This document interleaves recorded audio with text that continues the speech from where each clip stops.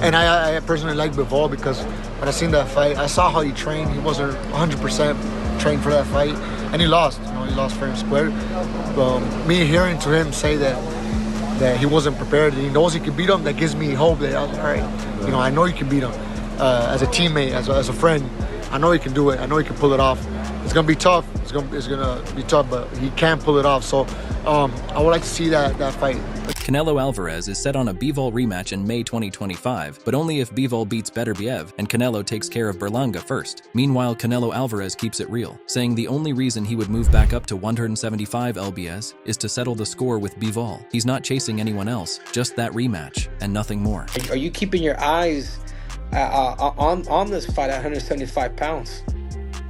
Yeah, if it's possible one day, it's the only fight I made one more time in 175 with the rematch with Bivol. I think it's the only fight I go up and fight with him. According to Mike Coppinger, Canelo Alvarez has expressed his desire to fight a rematch against Dmitry Bivol in May 2025. Mike Coppinger noted, "When I spoke to Canelo yesterday, he said he wants Dmitry Bivol next, provided, of course, Bivol does beat Beterbiev on October 12th in Riyadh for the undisputed light heavyweight championship. However, for this fight to take place, Bivol must first defeat Beterbiev, and His Excellency Turki Al-Sheikh must approve it. There are talks of an immediate rematch between Bivol and Beterbiev, or Turkey could decide that the winner faces WBC interim light heavyweight champion David Benavidez instead, leaving the decision out of Canelo's hands. If a rematch with Bivol happens, Canelo would likely be the underdog." Coppinger commented, "What's nice about that fight, if it happens, is that it's a real departure from Canelo's last 3 or 4 fights. However, it remains uncertain whether Bivol will prevail against Beterbiev on October 12th, as Bivol has shown signs of vulnerability in recent fights. Canelo has expressed confidence in his ability to defeat Bivol, despite previously blaming a hand injury for his loss. Canelo says, 'Look, I know I can beat him. I'm a better fighter,' Coppinger reported. However, it wasn't just the injury. Canelo appeared too small for Bivol, struggling with Bivol's combination punches and conditioning. By the 3rd round of their fight, Canelo seemed exhausted, while Bivol barely broke a sweat. For Canelo, defeating Bivol, especially if Bivol wins the undisputed title by beating Beterbiev, could be a legacy-defining moment. Coppinger stated, "If you can beat a pound-for-pound guy like Bivol, who would be coming off of a win over Beterbiev and would be undisputed champion, Canelo could be undisputed in a second weight. I think that would be huge, and again, no one is going to pick Canelo in that fight." However, there's speculation that Canelo's real motivation for pursuing the Bivol fight is the large payday from His Excellency Turki Al-Sheikh. Additionally, if Canelo were to lose, he would have a built-in excuse, as he could blame the weight jump to 175 pounds. Taking the Bivol fight would also allow Canelo to deny Benavidez the chance, adding another layer of revenge. Canelo Alvarez is gunning for a rematch with Dmitry Bivol, eyeing May 2025 for the Showdown. Canelo's hunger for redemption is palpable after their first clash on May 7, 2022, where Bivol handed him a 12-round unanimous decision loss, scored 115-113 by all judges. This decision raised eyebrows, especially since Canelo seemed to dominate the early rounds. Many speculate that Canelo's eagerness for a rematch stems from the threat of potentially losing by decision, as Bivol's knockout power is not his strongest suit. This rematch, if it happens, promises to bring a gritty, high-stakes vibe to the ring, intensifying the drama and flair of the boxing world. Following Canelo Alvarez's recent unanimous decision victory over Edgar Berlanga, 1-17, 1-10, 1-18, 109, and 1-18, 109, at the T-Mobile Arena in Las Vegas, several boxers swiftly emerged as potential challengers for the Mexican champion. Moreover, Turki Al-Sheikh attended the highly anticipated UFC 306, which took place just 3 kilometers away from the T-Mobile Arena. Both Terence Crawford and Turki Al-Sheikh took the opportunity to challenge Canelo Alvarez. We're here at the Speak, feel me? What you doing next? We want financials. Tell him we going for Canelo next. Yes. Let's go. Canelo, come on. You heard it from him. We are ready. Following his fight with Edgar Berlanga, Canelo Alvarez addressed Terence Crawford's recent challenge, stating he's not interested in pursuing a fight with Crawford at the moment. Canelo's focus remains on his current career trajectory. Tonight, Terence Crawford was with Turki Al-Sheikh at the other event across town. Put out an open challenge to you on the internet with Turki Al-Sheikh calling you out. What's your response to Terence Crawford's call out tonight? No comment. Meanwhile, pro boxer Canelo Alvarez calls a potential fight with Terence Crawford easy money. Do it. Why not? Why not? I think Crawford don't get me wrong. He's a great fighter. But for me, in my weight class, it's an easy fight for me. Canelo Alvarez has emphasized that he would only consider this high-profile match if the money is right. Similarly, Terence Crawford criticizes Canelo for consistently fighting smaller opponents.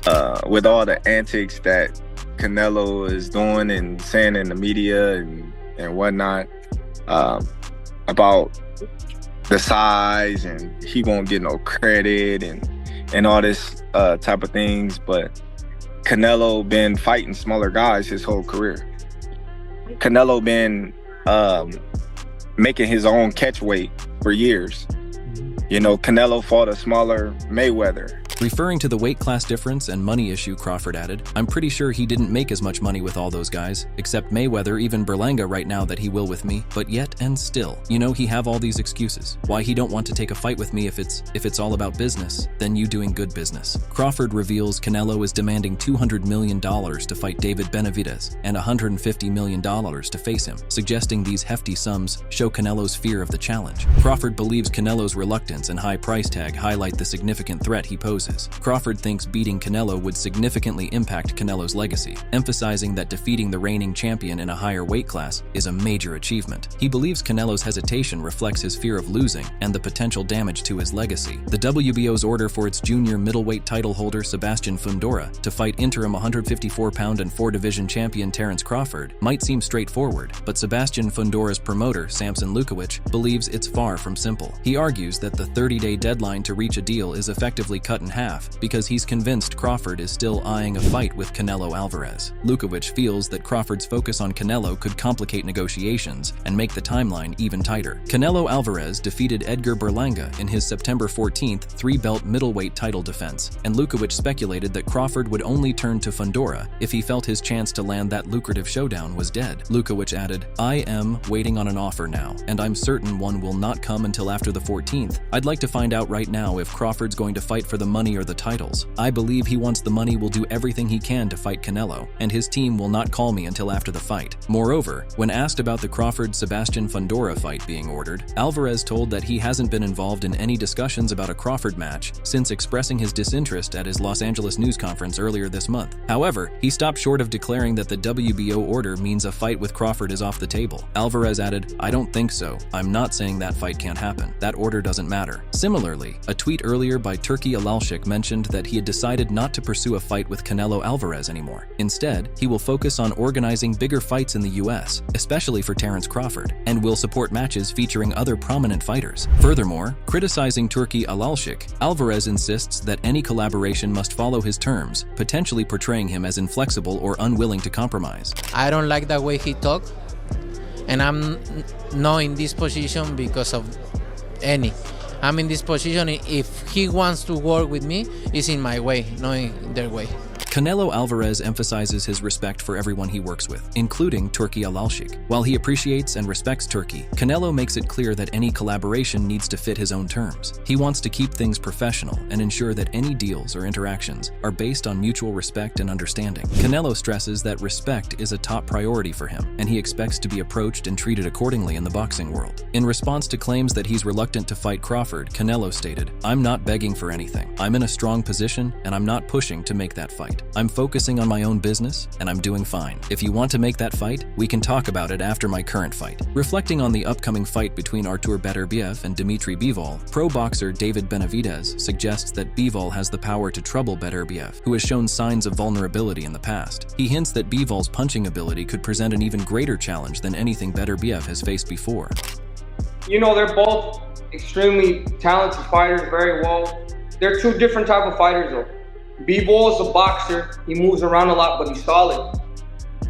Beterbiev is trained, just comes at you, takes shots to give shots. So what I'm looking at for this fight is Bivol has the power to hurt Beterbiev because Beterbiev has been hurt by Bozen.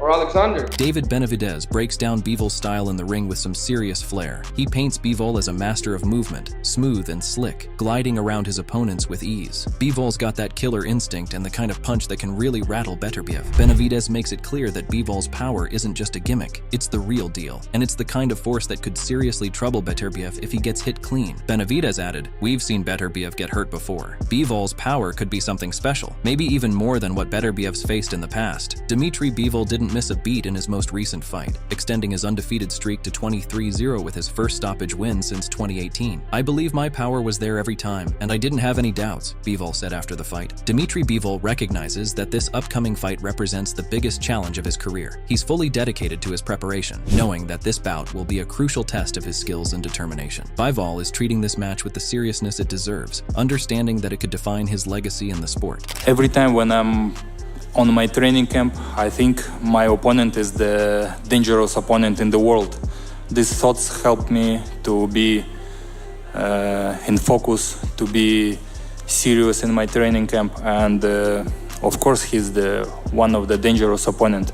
Furthermore, UFC commentator Joe Rogan has also sung the praises of Artur Beterbiev, describing him as a formidable and fierce champion. Rogan took to Instagram to highlight Beterbiev's power and dominance in the ring. "This guy drags people to hell like no other. Artur Beterbiev goes 20-0 with 20 knockouts and becomes the first guy to floor Callum Smith 23. I hope he gets the super fights he deserves before he retires, and I hope people appreciate how extraordinarily terrifying his style and skills are." Undisputed heavyweight champ Alexander Usyk is making waves with his bold prediction for the light heavyweight division. Usyk laid down his belief that Dmitry Bivol is the man to watch. The Ukrainian powerhouse, known as the Cat, didn't hold back. He said, "I'm calling it for Bivol. The guy's got serious footwork, slick movement. I saw his fight with Canelo Alvarez, top-notch boxing, sharp defense, killer counters, and smooth combos. Looks like Usyk's got his eyes on Bivol as the next big name in the light heavyweight game." Meanwhile, boxing trainer Greg Hackett warned that Dmitry Bivol will face an intense challenge in his fight against Artur Beterbiev. Hackett predicted that Beterbiev will come out on top, but emphasized that the victory won't come easily. According to Greg, Bivol will be pushed to his limits, enduring a grueling battle that will make for a tough fight. Beterbiev will win, right? But I think Bivol will put him through hell before he can win. It's going to take a lot out of Beterbiev. It's going to take a lot out of Bivol. Bivol going to look like a hell of a boxer in the beginning. He might go up 6 rounds, but Beterbiev will catch up to him. The pressure is getting to be too much. Carson predicts that Dmitry Bivol will secure a stoppage victory over Artur Beterbiev. Rather than a knockout, he anticipates that the fight will be halted by the referee due to Bivol's relentless pressure and superior performance. So what do you think about this fight? Share your thoughts in the comment section and make sure to subscribe and like if you enjoyed the video.